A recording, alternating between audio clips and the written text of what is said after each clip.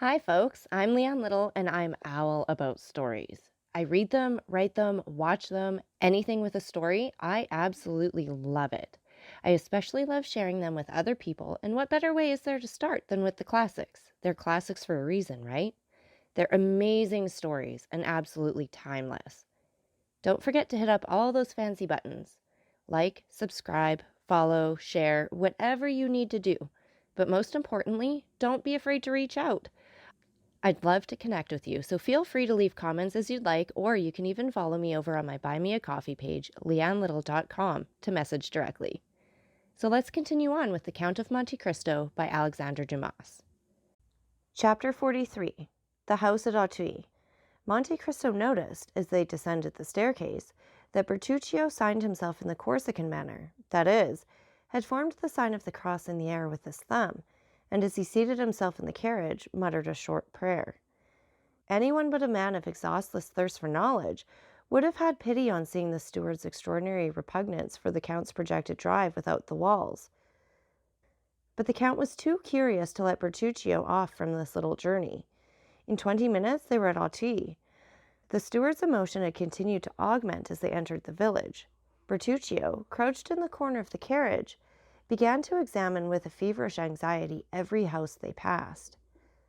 "Tell them to stop at Rue de la Fontaine, number 28, said the Count, fixing his eyes on the steward, to whom he gave this order. Bertuccio's forehead was covered with perspiration. However, he obeyed, and leaning out the window, he cried to the coachman, "Rue de la Fontaine, number 28. Number 28 was situated at the extremity of the village. During the drive, night had set in, and darkness gave the surroundings the artificial appearance of a scene on the stage.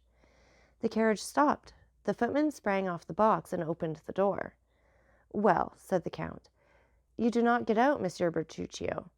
You are going to stay in the carriage, then? What are you thinking of this evening?" Bertuccio sprang out and offered his shoulder to the Count, who, this time, leaned upon it as he descended the 3 steps of the carriage. "Knock," said the Count, "and announce me."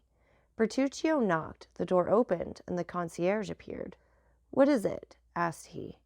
"It is your new master, my good fellow," said the footman, and he held out to the concierge the notary's order. "The house is sold, then?" demanded the concierge. "And this gentleman is coming to live here?" "Yes, my friend," returned the Count, "and I will endeavor to give you no cause to regret your old master." "Oh, monsieur," said the concierge, "I shall not have much cause to regret him, for he came here but seldom. It is 5 years since he was here last, and he did well to sell the house, for it did not bring him in anything at all." "What was the name of your old master?" said Monte Cristo. "The Marquis of Saint-Méran. I am sure he has not sold the house for what he gave for it." "The Marquis of Saint-Méran," returned the Count. "The name is not unknown to me. The Marquis of Saint-Méran," and he appeared to meditate. "An old gentleman," continued the concierge, "a staunch follower of the Bourbons. He had an only daughter who married Monsieur de Villefort, who had been the king's attorney at Nimes and afterwards at Versailles." Monte Cristo glanced at Bertuccio, who became whiter than the wall against which he leaned to prevent himself from falling. "And is not this daughter dead?" demanded Monte Cristo. "I fancy I have heard so." "Yes, monsieur, 21 years ago, and since then we have not seen the poor marquise 3 times.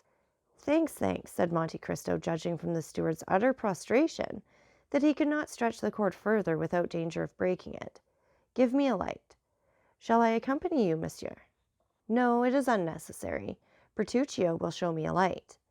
And Monte Cristo accompanied these words by the gift of 2 gold pieces, which produced a torrent of thanks and blessings from the concierge. "Ah, monsieur," said he, after having vainly searched on the mantelpiece and the shelves, "I have not got any candles." "Take one of the carriage lamps, Bertuccio," said the Count, "and show me the apartments." The steward obeyed in silence, but it was easy to see, from the manner in which the hand that held the light trembled, how much it cost him to obey. They went over a tolerably large ground floor. A first floor consisted of a salon, a bathroom, and 2 bedrooms. Near one of the bedrooms they came to a winding staircase that led down to the garden. "Ah, here's a private staircase," said the Count. "That is convenient. Light me, Monsieur Bertuccio, and go first. We will see where it leads to." "Monsieur," replied Bertuccio, "it leads to the garden." And pray, how do you know that? It ought to do so, at least. Well, let us be sure of that. Bertuccio sighed and went on first. The stairs did indeed lead to the garden. At the outer door the steward paused. Go on, Monsieur Bertuccio, said the Count.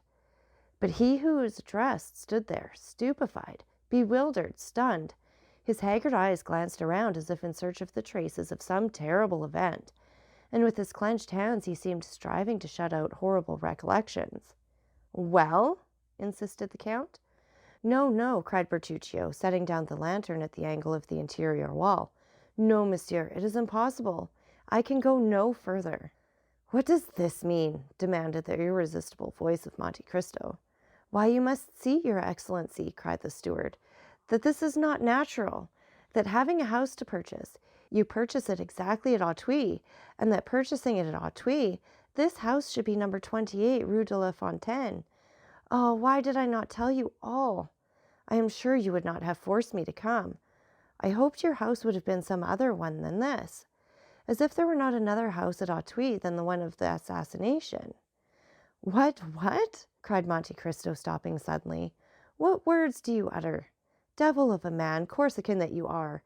Always mysteries or superstitions. Come, take the lantern and let us visit the garden. You are not afraid of ghosts with me, I hope. Bertuccio raised the lantern and obeyed. The door, as it opened, disclosed a gloomy sky, in which the moon strove vainly to struggle through a sea of clouds that covered her with billows of vapor which she illumined for only an instant, only to shrink into obscurity. The steward wished to turn to the left. No, no, monsieur, said Monte Cristo. What is the use of following the alleys? Here is a beautiful lawn. Let us go on straight forwards. Bertuccio wiped the perspiration from his brow, but obeyed. However, he continued to take the left hand. Monte Cristo, on the contrary, took the right hand. Arrived near a clump of trees, he stopped. The steward could not restrain himself. Move, monsieur, move away, I entreat you. You are exactly in the spot. What spot? Where he fell. My dear Monsieur Bertuccio, said Monte Cristo, laughing, control yourself. We are not at Sartène or at Corte. This is not a Corsican maquis, but an English garden, badly kept, I own. But still, you must not calumniate it for that. Monsieur, I implore you do not stay there. I think you are going mad, Bertuccio, said the Count coldly. If that is the case, I warn you, I shall have you put in a lunatic asylum. Alas, excellency, returned Bertuccio, joining his hands and shaking his head in a manner that would have excited the Count's laughter, had not thoughts of a superior interest occupied him, and rendered him attentive to the least revelation of this timorous conscience. Alas, excellency, the evil has arrived. Monsieur Bertuccio, said the Count, I am very glad to tell you that while you gesticulate, you wring your hands and roll your eyes like a man possessed by a devil who will not leave him, and I have always observed that the devil is most obstinate to be expelled as a secret. I knew you were a Corsican. I knew you were gloomy, and always brooding over some old history of the vendetta, and I overlooked that in Italy, because in Italy those things are thought nothing of, but in France they are considered in very bad taste. There are gendarmes who occupy themselves with such affairs, judges who condemn, and scaffolds which avenge. Bertuccio clasped his hands, and as, in all these evolutions, he did not let fall the lantern, the light showed his pale and altered countenance.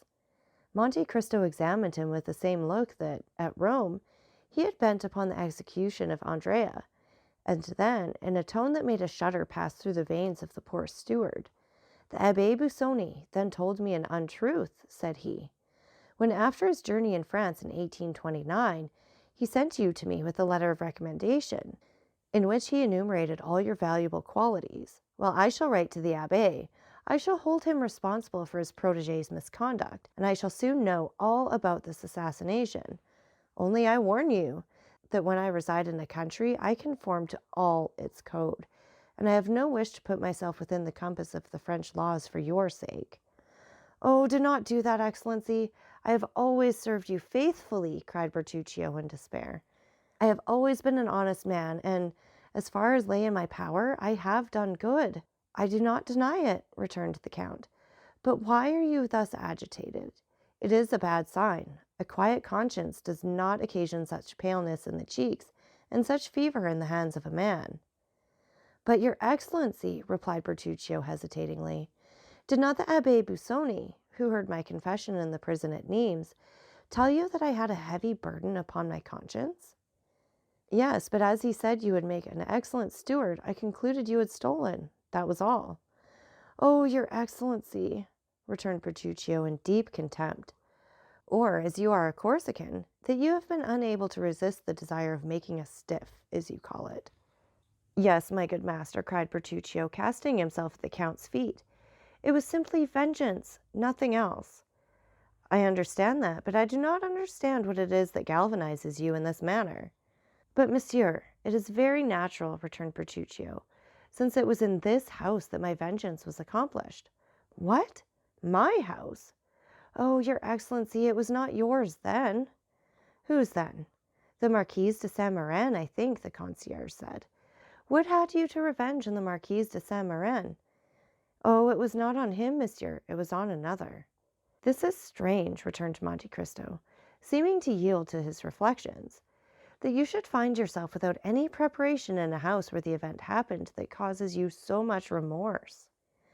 Monsieur, said the steward, it is fatality, I am sure. First, you purchase a house at Auteuil. This house is the one where I have committed an assassination. You descend to the garden by the same staircase by which he descended. You stop at the spot where he received the blow, and 2 paces further is the grave in which he had just buried his child. This is not chance, for chance in this case is too much like Providence. Well, amiable Corsican, let us suppose it is Providence. I always suppose anything people please, and besides, you must concede something to diseased minds. Come, collect yourself and tell me all. I have related it but once, and that was to the Abbé Busoni. Such things, continued Bertuccio, shaking his head, are only related under the seal of confession. Then, said the Count, I refer you to your confessor. Turn Chartreux or Trappist and relate your secrets. But, as for me, I do not like anyone who is alarmed by such phantasms, and I do not choose that my servants should be afraid to walk in the garden of an evening. I confess I am not very desirous of a visit from the commissary of police, for in Italy, justice is only paid when silent. In France, she is paid only when she speaks. Peste, I thought you somewhat Corsican, a great deal smuggler, and an excellent steward, but I see you have other strings to your bow. You are no longer in my service, Monsieur Bertuccio. Oh, Your Excellency, cried the steward, struck with terror at this threat. If that is the only reason I cannot remain in your service, I will tell all. For if I quit you, it will only be to go to the scaffold. That is different, replied Monte Cristo. But if you intend to tell an untruth, reflect it were better not to speak at all. No, monsieur, I swear to you, by my hopes of salvation, I will tell you all, for the Abbé Busoni himself only knew a part of my secret. But I pray you, go away from that plane tree. The moon is just bursting through the clouds, and there, standing where you do, wrapped in that cloak that conceals your figure, you remind me of Monsieur de Villefort. What? Cried Monte Cristo. It was Monsieur de Villefort? Your Excellency knows him? The former royal attorney at Nimes? Yes. Who married the Marquise of Saint-Méran's daughter? Yes. Who enjoyed the reputation of being the most severe, the most upright, the most rigid magistrate on the bench. Well, monsieur, said Bertuccio, this man with the spotless reputation, well, was a villain. Bah, replied Monte Cristo, impossible. It is as I tell you. Ah, really, said Monte Cristo, have you proof of this? I had it. And you have lost it. How stupid. Yes, but by careful search it might be recovered. Really, returned the Count. Relate it to me, for it begins to interest me. And the Count, humming an air from Lucia, went to sit down on a bench, while Bertuccio followed him, collecting his thoughts. Bertuccio remained standing before him. So that's it for this chapter. And again, take a minute to like, subscribe, and share. And don't forget that I love hearing from all of you. So please leave any comments you'd like, or you can follow me over on my Buy Me a Coffee page, leannelittle.com. That's LianeLittle.com. And thank you so much for listening. Remember, it's Owl About the Story. Have a great day.